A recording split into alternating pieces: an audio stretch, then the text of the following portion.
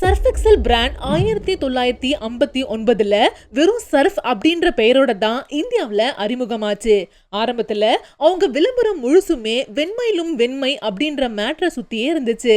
ஆனா 1980கள்ல நிர்மா மாதிரி மலிவு விலை பிராண்டுகள் வந்தபோது சர்ஃப் ஒரு பெரிய சவாலை சந்திச்சது. அப்போதான் அவங்க லலிதாஜி அப்படின்ற ஒரு புத்திசாலி இல்லத்தரசி கேரக்டரை உருவாக்கி விலை குறைவான பொருட்களுக்கும் தரமான பொருட்களுக்கும் வித்தியாசம் இருக்குன்னு மக்கள் கிட்ட கொண்டு போனாங்க. இது சர்ஃப் ஒரு பிரீமியமான பிராண்டாக மாற வழி செய்தது. அப்புறம் 1996ல இது சர்ஃப் எக்ஸல்னு பெயர் மாற்றம் செய்யப்பட்டது. 2005ல ஒரு புரட்சிகரமான மாற்றத்தை செஞ்சாங்க. அதுதான் கரை நல்லது அப்படின்ற தத்துவம். மத்த பிராண்ட் எல்லாமே அழுக்க ஒரு கெட்ட விஷயமா பார்த்தபோது சர்ஃப் எக்ஸல் அது குழந்தைகளின் அன்பு, உதவி மற்றும் கற்றலோட அடையாளமாக மாத்துச்சு.